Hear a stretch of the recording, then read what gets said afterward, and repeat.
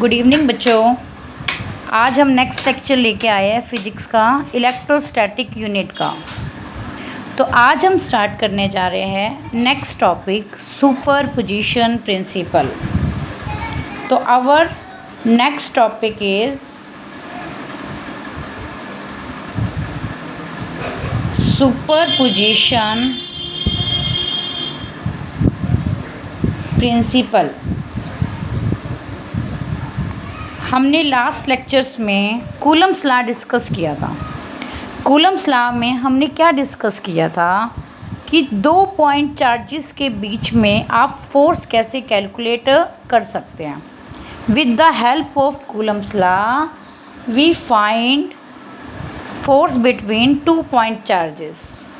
अब ये superposition principle क्या है? सपोज आपके पास 2 पॉइंट चार्जेस ना होके बहुत सारे नंबर ऑफ चार्जेस प्रेजेंट हो, तब आपको फोर्स फाइंड आउट करना हो तो आप कैसे फाइंड आउट करोगे उस फोर्स को? तो मल्टीपल चार्जेस के बीच में फोर्स को निकालने के लिए हम कौन सा प्रिंसिपल यूज़ करते हैं? Superposition principle. क्लियर? जब आपके पास पॉइंट चार्जेस कौन सी पोजीशन पे है?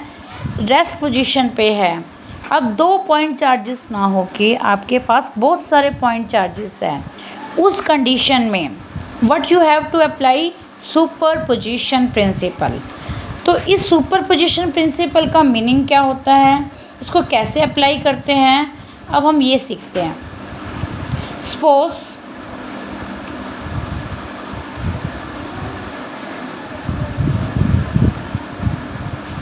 आपके पास अब 2 पॉइंट चार्जेस नहीं हैं, 2 से ज़्यादा पॉइंट चार्जेस हैं। ये पॉइंट चार्ज मैंने माना Q0, जो ये ओरिजिन से कितनी दूरी पे है? R0। एक और आपने पॉइंट चार्ज माना Q1, जो आपका ओरिजिन से कितनी दूरी पे है?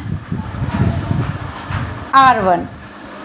एक और मैंने यहाँ पे पॉइंट चार्ज माना Q2, जो आपका ओरिजिन से कितनी दूरी पे है? R2। अब आपको क्या करना है? एक पॉइंट चार्जेस नहीं है यहाँ पे, 2 पॉइंट चार्जेस नहीं है, नंबर ऑफ पॉइंट चार्जेस हैं, जो कौन सी पोजीशन पे है? स्टेशनरी। तो अब इसी को हम सुपरपोजिशन प्रिंसिपल को हम ये कह सकते हैं कि 2 पॉइंट चार्जेस से अधिक जब आपके पास पॉइंट चार्जेस होंगे तो हमें अगर फोर्स निकालना है तब हम क्या अप्लाई करेंगे? Superposition principle. तो आप कैसे अप्लाई करोगे सुपरपोजिशन प्रिंसिपल? देखो, सपोज ये आपके पास एक चार्ज है Q0। इस Q0 पे जो यहाँ पे बहुत सारे नंबर ऑफ चार्जेस प्रेजेंट है, उनकी वजह से इस Q0 पे मैं क्या निकालना चाहती हूँ? फोर्स। तो आप कैसे निकालेंगे? What you want to find out? Force on Q0। तो मैंने क्या लिख दिया? F0। F0 means force on Q0। तो सुपरपोजिशन प्रिंसिपल क्या कहता है? The total force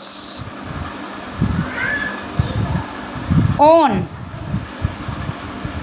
any charge, total force on any charge is vector sum of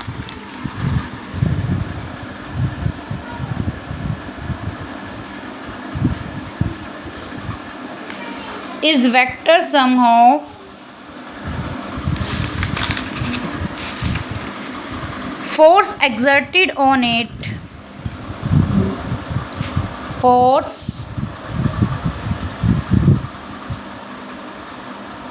exerted on it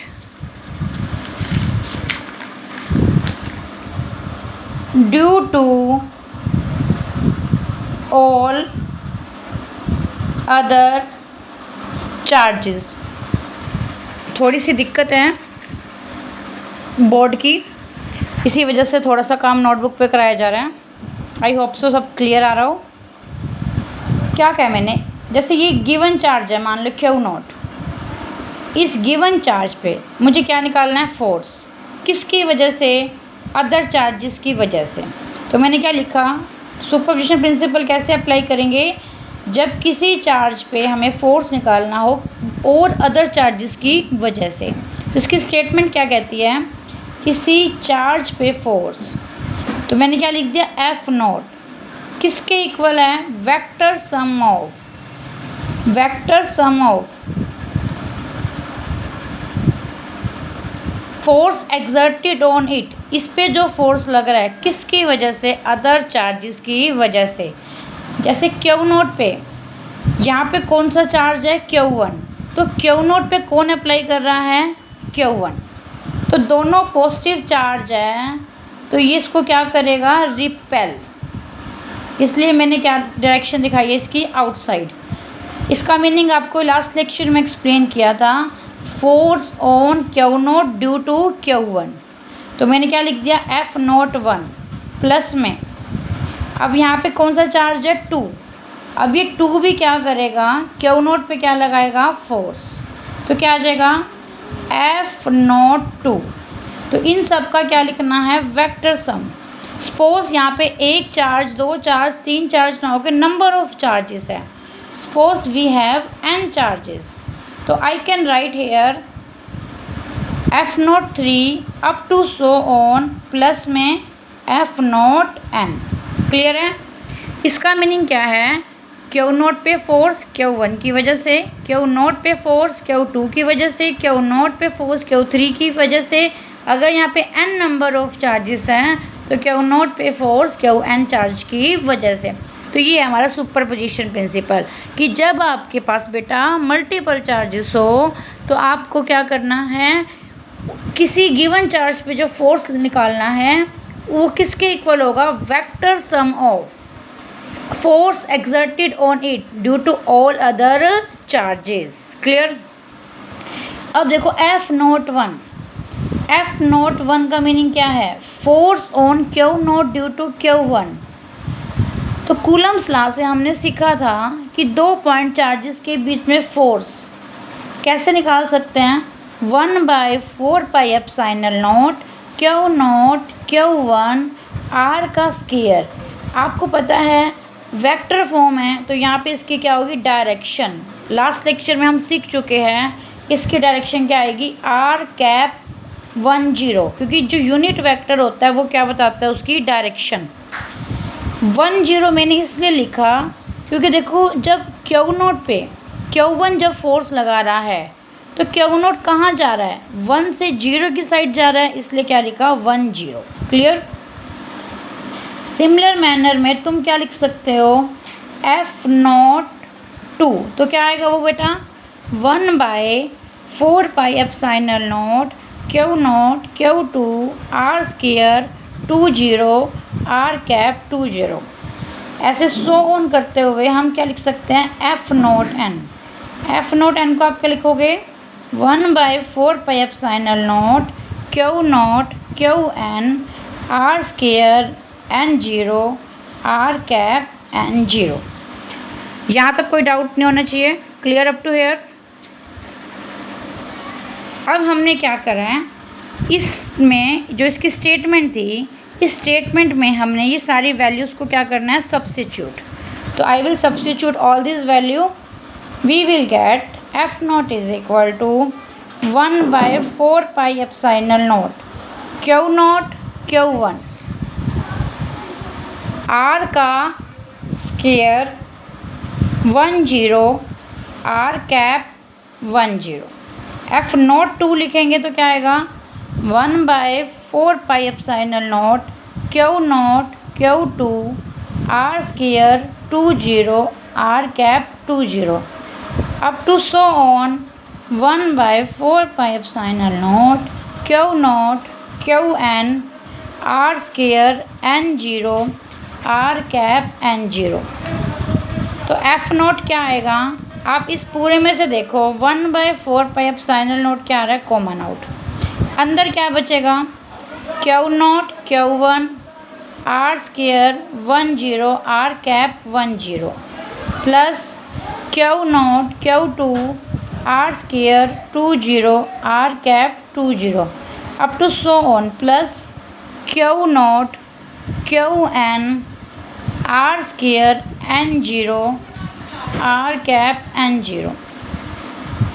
तो ये हमारे पास क्या निकल गया, किसी गिवन चार्ज पे अदर चार्जेस की वजह से आपका फोर्स। अगर मैं इसे समेशन की फॉर्म में लिखना चाहूँ तो कैसे लिख सकती हूँ? देखो, समेशन I1 से n Q naught Q I R square I0 R cap I0। क्या मीनिंग होता है इस समेशन का? समेशन का मीनिंग क्या होता है? सम। देखो, जब I की वैल्यू कहाँ से कहाँ वेरी कर रही है? 1 से n। कहाँ से कहाँ वेरी कर रही है? 1 से n। जब मैं I1 पुट करूँगी तो मेरे पास ये वैल्यू पुट आ जाएगी फर्स्ट। देखो, I1 पुट करो यहाँ, क्यू नॉट I की जगह क्या आएगा? 1, आर स्क्वायर 10, आर कैप 10। आगे वैल्यू I को 2 पुट करो तो you will get this term. I को 3 पुट करेंगे तो नेक्स्ट टर्म। इस तरीके से I को n पुट करोगे तो you will get this term. तो इसको पूरे को हमने इस फॉर्म में लिख दिया। इसी को हम क्या बोलते हैं बेटा? Superposition principle. ठीक है। अब देखो, नोट करने वाली क्या बात है यहाँ पे? ये देखो, ये क्यू नोट जो चार्ज है, इस क्यू नोट पे देखो, यहाँ पे मैंने 2 फोर्सेस दिखाया है, एक F01 और यहाँ पे क्या आएगा बेटा? F02। देखो, ये जो F01 है और जो ये F02 है, अब क्यू नोट पे 2 फोर्स लग रहे हैं, एक F01 और एक F02। F02 का फोर्स का इफेक्ट F01 पे नहीं पड़ेगा। क्या कहा मैंने? सिंपल वर्ड्स में ये देखिए, क्यू नोट पे Q1 भी फोर्स लगा रहा है और क्यू नोट पे Q2 भी फोर्स लगा रहा है। तो जो क्यू नोट पे Q1 फोर्स लगा रहा है, F01, जितना लगा रहा है उतना ही लगेगा। उसी तरीके से क्यू नोट पे जो Q2 फोर्स लगा रहा है, जितना लगा रहा है उतना ही लगेगा। F01 पे F02 के फोर्स लगाने से कोई इफेक्ट नहीं पड़ेगा। बट जो क्यू नोट पे नेट फोर्स लग रहा है वो इन दोनों का कॉम्बिनेशन से लगेगा, F01 से भी और F02 से। इस बात को आप ऐसे समझ सकते हो, जैसे मान लो एक ब्लॉक है आपके पास, एक सरफेस पे ये आपका एक ब्लॉक रखा है। इस ब्लॉक पे एक पर्सन ये फोर्स लगा रहा है, इसी ब्लॉक पे दूसरा पर्सन यहाँ से फोर्स लगा रहा है। जो ये पर्सन फोर्स लगा रहा है और ये जो पर्सन फोर्स लगा रहा है, ये अपना फोर्स लगाएगा, ये अपना फोर्स लगाएगा। क्या इस पर्सन के फोर्स का इस पर्सन के आने से कोई इस फोर्स पे इफेक्ट पड़ेगा? नो, कोई इफेक्ट नहीं पड़ेगा। क्लियर है? बट इस ब्लॉक पे रिजल्टेंट फोर्स किसकी वजह से लगेगा? इस पर्सन की वजह से भी और इस पर्सन की वजह से भी। तो in other words use can say कि जो ये वाला चार्ज है और जो आपका ये Q1 चार्ज है, F01 पे F02 का कोई फ़र्क नहीं पड़ेगा। नेट इफेक्ट किस पे पड़ेगा? इस Q0 वाले चार्ज पे। इसी को आप बेटा क्या बोलते हैं? Superposition principle. क्या है सुपरपोजिशन प्रिंसिपल? कि जब मल्टीपल चार्जेस हो तो हमें अगर उन पे फोर्स लगाना हो तो हम क्या लगा देंगे? उस पर सुपरपोजिशन प्रिंसिपल। कैसे अप्लाई करेंगे? गिवन चार्ज पे कोई फोर्स निकालना हो तो उसको किसके इक्वल लिख देंगे? Vector sum of other charges. तो ये प्रिंसिपल इस तरीके से क्या आएगा? काम आएगा। Thank you so much. हम नेक्स्ट वीडियो लेके बहुत जल्द मिलेंगे। बच्चों के कमेंट्स आ रहे थे कि मैम वीडियो अपलोड कीजिए फास्टली। बहुत जल्द नेक्स्ट वीडियो आएगी। नेक्स्ट लेक्चर में हम पढ़ेंगे इलेक्ट्रिक फील्ड के बारे में। इसी यूनिट का नेक्स्ट पार्ट रहेगा आपका electric field. Okay, good bye, take care, have a nice day.